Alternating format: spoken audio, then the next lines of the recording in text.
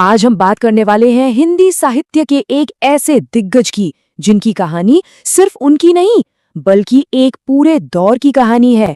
जी हाँ, हम बात कर रहे हैं हरिवंश राय बच्चन और उनकी 4 हिस्सों में लिखी गई मॉन्यूमेंटल आत्मकथा की। तो चलिए शुरुआत खुद बच्चन जी के ही शब्दों से करते हैं। वो कहते थे, साहित्य कोई शाब्दिक आडंबर नहीं है, ये अंतःकरण का उद्गार है। मतलब लिटरेचर कोई दिखावा नहीं है, वो तो दिल से निकली एक आवाज है। और सच कहूं तो उनकी आत्मकथा हर पन्ने पर इस बात को साबित करती है। और ये कोई छोटी मोटी बायोग्राफी नहीं है, नहीं, बच्चन जी ने अपनी पूरी जिंदगी की कहानी को 4 विशाल किताबों में उतारा है। इन किताबों को इतनी तारीफ मिली कि ये अपने आप में एक महाकाव्य बन गई। तो इस सफर में हम देखेंगे कि ये कृति कालजयी क्यों है, फिर एक एक करते चारों भागों को समझेंगे। क्या भूलूं क्या याद करूं, नीड़ का निर्माण, फिर बसेरे से दूर और 10 द्वार से सोपान तक। और अंत में बात करेंगे कि ये साहस और सत्य की गाथा कैसे बनी। तो पहला सवाल, आखिर ये रचना हिंदी लिटरेचर में इतनी बड़ी बात, एक मील का पत्थर क्यों मानी जाती है? देखिए, जब इसका पहला भाग आया ना, तो साहित्यिक दुनिया में ठीक वैसे ही खलबली मच गई थी जैसे कभी उनकी मशहूर मधुशाला ने मचाई थी। एक तरह से इसने भी उस दौर के कई नियमों को चुनौती दे डाली। बच्चन जी का व्यक्तित्व कैसा था, इसकी एक झलक देखिए। उनके ही दौर के महान कवि सुमित्रा नंदन पंत ने उनके बारे में लिखा था कि उनके बाल घने, घुंघराले, बिखरे हुए दुनिया को एक चुनौती देते थे। पंत जी ने यहाँ सिर्फ उनके लुक की बात नहीं की, बल्कि उनके अंदर के उस जज्बे को पकड़ लिया जो कभी किसी के सामने झुकने को तैयार नहीं था। तो चलिए पहले खंड पर आते हैं, क्या भूलूं क्या याद करूं। इसी किताब ने बच्चन जी की वो इमेज बनाई कि ये एक ऐसा लेखक है जो सच कहने से बिल्कुल नहीं डरता। इसमें उनके बचपन से लेकर जवानी तक का एकदम बेबाक कच्चा चिट्ठा है। और मजे की बात यह है कि बच्चन जी अपनी कहानी मैं से शुरू नहीं करते, नहीं, वो शुरू करते हैं अपने पुरखों से, अपने वंश की कहानी से। वो अपनी जड़ों को खोजते हैं और बताते हैं कि वो कहाँ से आते हैं। तो इस पहले हिस्से में हम देखते हैं उनके जीवन के शुरुआती फॉर्मेटिव ईयर्स, जैसे उनका नाम हरिवंश कैसे पड़ा, उनका बचपन कैसा था, उनकी पढ़ाई लिखाई, यहाँ तक कि किशोरावस्था के पहले रोमांटिक अट्रैक्शंस का भी जिक्र है।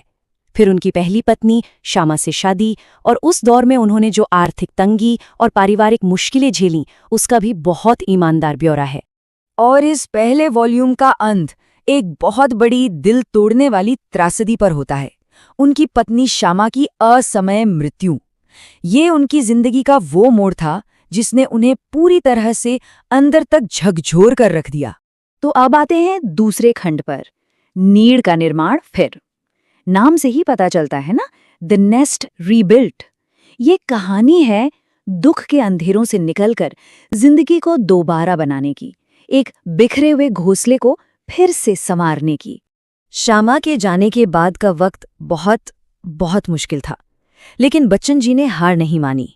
उन्होंने हिम्मत जुटाई, अपनी अधूरी एमए की पढ़ाई फिर से शुरू की और कवि सम्मेलनों में दोबारा जाना शुरू किया। ये एक तरह से जिंदगी से दोबारा जुड़ने की उनकी कोशिश थी। और फिर उनकी जिंदगी में आई तेजी जी। बच्चन जी खुद लिखते हैं कि उनके आने से जीवन में जैसे फिर से बाहर आ गई। ये एक ऐसा टर्निंग पॉइंट था जिसने उनकी दुनिया को एक बार फिर उम्मीद और खुशियों से भर दिया।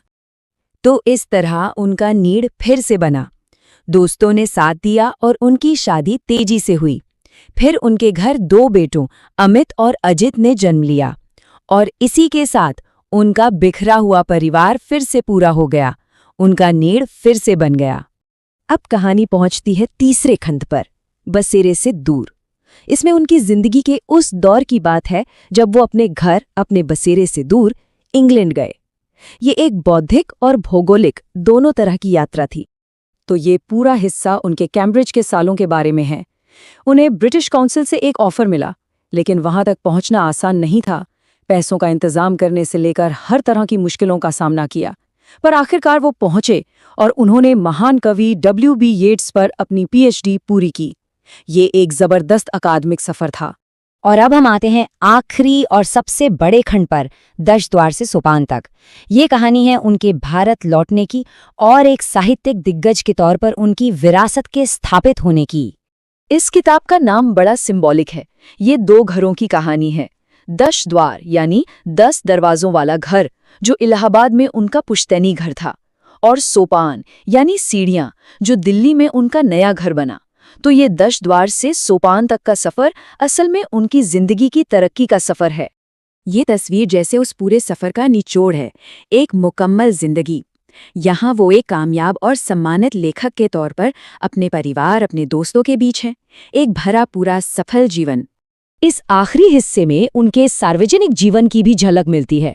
उन्होंने विदेश मंत्रालय में हिंदी विशेषज्ञ के तौर पे काम किया, 6 साल तक राज्यसभा के सदस्य भी रहे, और इन सब के बीच उनका लेखन, अनुवाद और थिएटर से जुड़ा काम तो चलता ही रहा। साथ ही अपने बेटों और उनके परिवारों के साथ गुजरते जीवन का भी इसमें जिक्र है। तो आखिर में सबसे जरूरी सवाल, क्यों इस आत्मकथा को साहस और सच्चाई की एक मिसाल माना जाता है? ऐसा क्या था इसमें?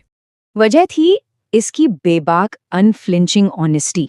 शायद ये हिंदी लिटरेचर में पहली बार हो रहा था कि कोई लेखक अपने बारे में सब कुछ बिना किसी लाग लपेट के पूरी सच्चाई के साथ दुनिया के सामने रख रहा था। सोचिए जरा, आमतौर पर ऑटोबायोग्राफी में क्या होता है, लोग अपनी अच्छाइयाँ और कामयाबियां गिनाते हैं, है ना? पर बच्चन जी ने अपनी अच्छाइयों के साथ साथ अपनी कमियों, अपनी गलतियों को भी उतने ही साहस के साथ सामने रखा, और यही बात इसे रेवोल्यूशनरी बना देती है। और इसीलिए क्रिटिक्स इसे हिंदी साहित्य का एक माइलस्टोन मानते हैं। ये सिर्फ एक इंसान की कहानी नहीं रह जाती, ये उस पूरे दौर की, उस पूरे युग की एक जीती जागती तस्वीर बन जाती है। तो एक सवाल के साथ इस चर्चा को यहीं रोकते हैं। अपने बारे में पूरा सच कह पाने का साहस क्या एक लेखक के लिए या शायद किसी भी इंसान के लिए यही सबसे बड़ी चुनौती है? इस पर सोचिएगा जरूर।